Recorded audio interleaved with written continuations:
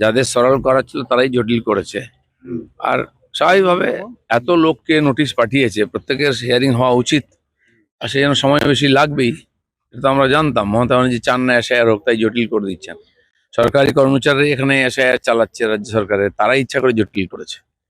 কারণ যাতে প্রক্রিয়াটা জটিল হয়ে যায়, যাই তাই করে শেষ করা হবে, যাতে ভুয়ো ভোটার থেকে যায়, সেই জন্য ইচ্ছা করে এত লোককে নোটিশ দেওয়া হয়েছে, এত নাম ঢুকিয়ে দেওয়া হয়েছে।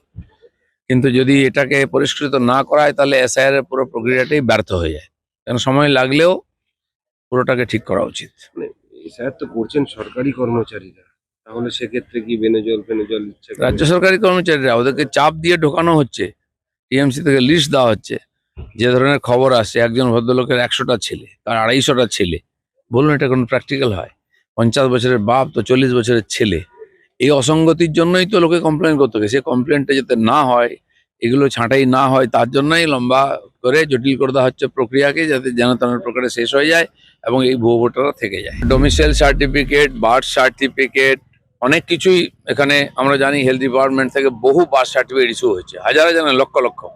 সেগুলো ডকুমেন্ট হিসেবে গেছে। হঠাৎ 30 বছর 40 বছর আগের লোকের যে ভোটার হয়েছে 2002 সালের আগে, তার দেওয়া হচ্ছে বার্থ সার্টিফিকেট। সেরকম ডোমিসাইল সার্টিফিকেট, এগুলো সব ভুয়ো। এগুলোই ভেরিফিকেশন হওয়া উচিত। 25% দিয়ে দিল রায় সুপ্রিম কোর্ট। মমতা ব্যানার্জি যদি না দেন, কি করে দেবে?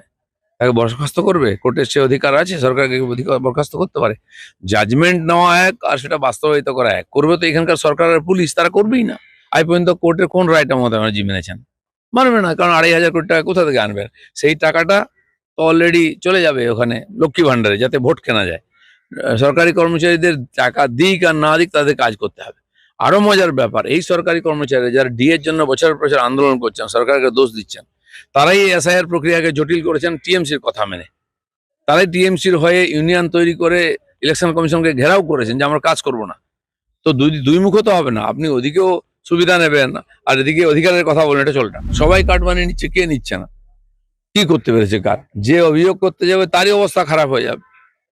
তো সেই জন্য এইসব ইলেকশন আগে কিছু স্টান্ট দেওয়ার চেষ্টা হচ্ছে, কিনা আমরা দুর্নীতি দূর করতে চাই। কিচ্ছু হবে না। ওইখানে যে কাজ করেন, আপনি হসপিটালে যান, সেখানে যে ক্যান্টিন চালায়, করে বসে আছে ওখানে সুপার রুমে, তারাই কার্ড মানি দিচ্ছে, তারাই সমস্ত দিচ্ছে। আর কাজ নিতে গেলে প্রথমে কার্ড মানি দিতে হয়। সে একটা শৌচালয় হোক, একটা আবাস যোজনার বাড়ি হোক, কোথায় কার্ড